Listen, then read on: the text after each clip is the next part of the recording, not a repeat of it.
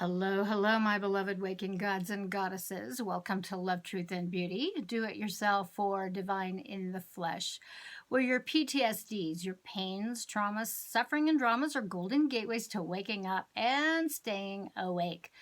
My name is Maria West, and I'm your hostess of the highest here. And before we get started in this ongoing conversation regarding NSPs, the narcissists, sociopaths, and psychopaths, I would love for you to like this video, give us a thumbs up, subscribe, hit the notification bell, selecting the all settings so that when we upload videos, the YouTube will let you know. So I want to get back on this sort of stream of consciousness thing. I've been getting such really great feedback regarding my last couple of presentations. So I want to talk about targeting. Now, bear in mind, the NSP is not human. So you can't reason with them. I don't care. I don't care what other people say, but my experience with NSPs, you can't reason with them.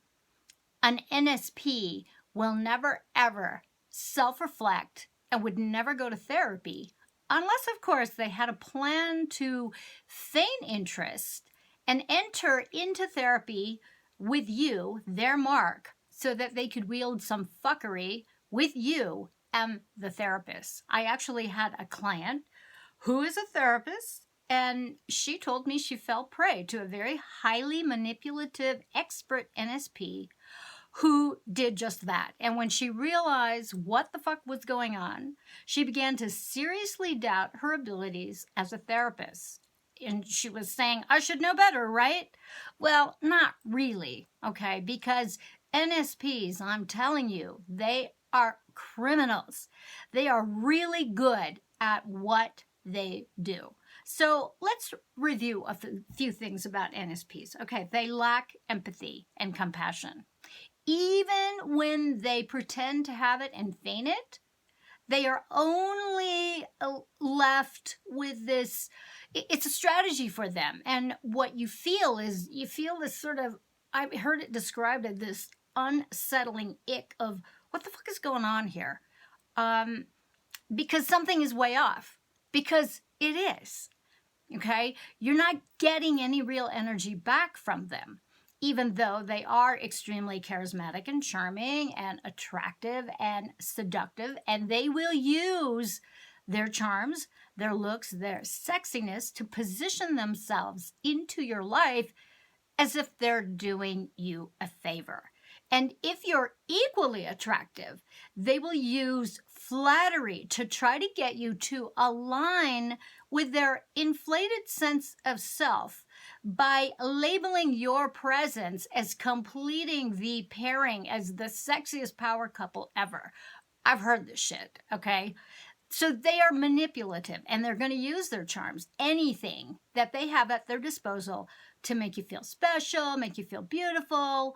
They're going to be working on your emotions and your stories so that you eventually drop your guard and put trust in them so that they can idealize you, disarm you, then eventually devalue you, put you down, and eventually discard you and blow you off for their next target or their next mark.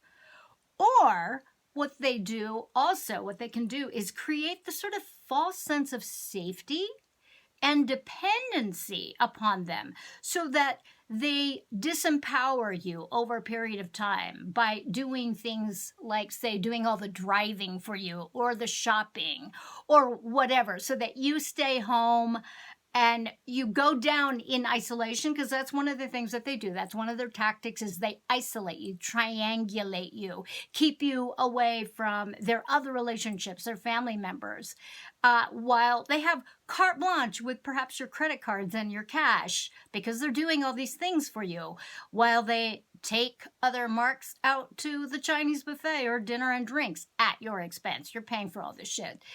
Or you come along and they fucking flirt with other people in front of you and put you down, or act as if you're not even there. Okay? These are all the many, many ways these NSPs do their thing, often leading you down a pathway of powerlessness and this feeling of incompetence, this feeling of self-doubt, even at the most basic of self-care, and living as if you can't function without them. All right. Plus, they're compulsive liars and they are extremely ambitious. So watch out. You may just be a stepping stone. They are extremely transactional. They're gold diggers, sweetheart operator gigolos, always looking to better position themselves with social status, food, clothing, shelter, preferably in your nice house for free, sexual favors, cars, other material needs, etc. They also have multiple aliases. Now, I was stunned when I came upon this. And what I mean by multiple aliases, I'm talking multiple social media platforms, profile photos, profile names, different phone numbers, often sending those sexy selfies, not just to you, but multiple contacts over different social media platforms. Oh my God. So funny. They also have multiple love triangles and multiple chaotic relationships, a history of these things. So really listen up, kids, okay? They also have multiple mothers and moms and dads for their many offspring, many of whom they're not even caring for. So they do not take any responsibility. They blame everyone for their troubles, their perpetual victims, and their sad stories of being the single dad and mom. Oh, it's so hard to do it. I'm doing the best that I can. Or being passed over on a job promotion, or just these hard luck stories. These are often repeated so that they can use your empathy to their advantage and get you to take care of them. They are hypocrites, okay? They will say that they're interested in this when they're not really interested. They're just interested in it because they're studying you. So bear that in mind. Now, during the devaluation phase, they will start putting you down by criticizing the way you look in clothes. Now, mind you, these were the same clothes that you wore when they love bombed you with excessive flattery at the very beginning. So I got an email about, how exactly are some of the ways that they make their moves? So let's get into that. All right. So they particularly target you if you're single, you live alone, are out in the public domain and arena, like social media, YouTube, you've got a website, speaking tours, music tours, where they can actually troll you online for an extended period of time and study your life, okay, etc. All right. And if you're relatively successful, you own your own business, you're doing your own thing, you own your own home, you have your own money. Older, successful single women and older men who are single, divorced, or recently widowed, because that kind of information is out there in public, are the ones that seem to be particularly trolled and targeted. And dating sites are a breeding ground for this bullshit. Okay, so just beware. So one of the ways that they sort of get you to notice them is they play the sort of birds of a feather card. We're twins. We like the same food. We go to the same gym, the same bar, the same stores. We like the same coffee drinks. We like the same books and authors. We go to the same yoga studio. We drive the same fucking car. We like, crystals and meteorites. Oh my God. We like the same genre of movies. Okay? We like Netflix. We like Amazon Prime Video. We like sci-fi. So pay attention to that kind of stuff, because these are ways to connect. And especially when you're dealing with an NSP, they're looking for anything to connect with you. They also, this is a huge red flag, they confide in you immediately, and they will dump onto you their entire life story, mostly to gain your sympathy. And they will often repeat themselves to make sure that you know and don't forget, okay? Because they're counting on you to uplift them, all right? The other thing is the love bombing and flattery. I love you, woo! Right off the bat, first day. The next day after you meet them, they've called you 5 times, or they've text bombed you. We're talking flattery here. Nice hair, nice clothes, being flirtatious, uberly complimentary. sexually forward, and if they have a sense that you're attracted to them, they will push this thing that, oh, we're soulmates. Oh, God. All right. So we're talking boundary crossing, like reaching over into your personal space to like touch a pendant that's like right by your boobs or something. Okay. So this is inappropriate touching. It's crossing a boundary. In my own personal experience, my long waist length hair has been a huge draw for NSPs, where I've actually had men and women actually like touch my hair, tell me how pretty, like actually fawn all over me. Ugh, totally creepy. Another way they come forward and try to disarm you is through gifts, favors, offers of help that will flatter you, disarm your guard, and allow them in as kind and generous folks. I've had this happen with various contractors working in my various homes, where I've stupidly like left the keypad code in their presence and fly. And I mean, I've done dumb shit like that, only to discover that shit in my house is missing, or the guy happens to be like married and trolling me. Okay. Here are the NSPs, what they'll do, they're going to case out your house. They will study your things. They could steal.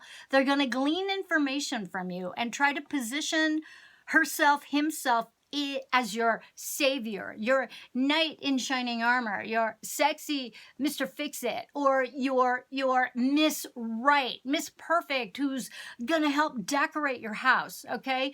They mess with your mind. They tell you things, then they deny they said such a thing, getting you to doubt your sanity. This is called gaslighting. And they will actually deny actual conversations having taken place at all to try to get you to question your reality. This happened to me with the last person that I was involved with, and I actually started recording our conversations in secret because I was like, what the fuck is going on here? Because it really gets you to well, maybe it didn't happen. Maybe I thought it happened. And we're busy people. I mean, with technology, I know for a fact, just for me, that I've often been texting someone and a phone call comes in. I swear I sent the text. I just completed writing it and I answered the phone and I never sent it. So it's easy to sort of doubt what you're up to when there's a lot of things coming at you. So, doubting yourself, I mean, it's good to check yourself out. Okay, so also, while they may offer their life story, they may completely also be disinterested in your life and never ask you a thing, as if your life is insignificant. Often this is all about what I've heard as something called script delivery. I mean, I read this on what? What is that? And in this case, what they do is they run out of words, okay? They have a script of what they want to share with you to get you aligned with them. And then they have nothing else to offer in a conversation. But then they dismiss everything that you say and offer nothing to you. And if you try to have a conversation with them and you offer something about yourself, they will dismiss you as saying that, oh, you're negative. Oh, that's in the past, etc., in an endeavor to control the narrative of your life and the narrative of the relationship. I mean, what the fuck? What relationship? Hello? Or they can turn the shit around and instead of being really interested in your life, they give you the third degree, where they ask you all these questions in rapid fire motion. And they start accusing you of inconsistencies. And these inconsistencies get blown up as if you're lying to them. Okay? So crazy making with the gaslighting. So those of you who don't know what gaslighting is when the NSP manipulates you, okay, and messes with your head to get you to doubt your sanity and doubt your reality. It's when you share something with them and they go, that didn't happen. you're paranoid. You're imagining things. That never happened. I never said that. Okay? Or they start moving your furniture around. I've had that happen to clients of mine where their significant others who were NSPs started moving the furniture around and really started messing with them. So anyways, I wanted to, okay, we're getting 15 minutes. Oh, shit. Okay. Red flags, NSP red flags. Zero empathy, indifference to the suffering of others, unless, of course, it's theirs, in which case it may be your fault that they're suffering. All right. Charming, but feels way off in their charms. You're just kind of going, what's going on here? All right. Manipulative, gaslighter. They can work their sad story and then can become scary and vicious. They can be really callous and cruel, dismissive. They have a history of financial instability, job and career instability. They cannot complete goals. They're perpetually in grad school. That's another one. They push becoming sexual right away because you're soulmates and what are we waiting for? We only live once. All right. They have a lot of victim stories about their exes. They're irresponsible. They blame the world and everyone else. They are entitled and they are subject to delusions of grandeur. So they embellish a lot of things that happen in their life, whether or not they happened or not. And also rules don't apply to them, okay? Because they are entitled. They're special. They have a royalty lineage. I've actually heard people actually say that, and I think they actually believe it. And they're users, so they tend to be drawn to people who are empathic, have good hearts, or have codependency and dysfunctional tendencies in relationships. They're pathological liars. They have dead eyes, this sort of deadpan, no energy return in exchanges, especially if they're not interested and they're not getting anything out of it, and especially when they're manipulating you for something they want and need, but you're not giving it to them. So, my loves, that's it for today's video. Please leave a comment or you can email me with questions. I know that it's kind of tricky leaving some personal stuff in the comment section. I will try to answer them in the comment section. And if you email me, I will return the email. So until next time, be the love that you are. Love your life. Love your breath. Love your body. Enjoy yourself. You deserve to be loved and respected. You deserve to have happiness. Here's to love, truth, and beauty. And take care of yourselves, my loves. Mwah!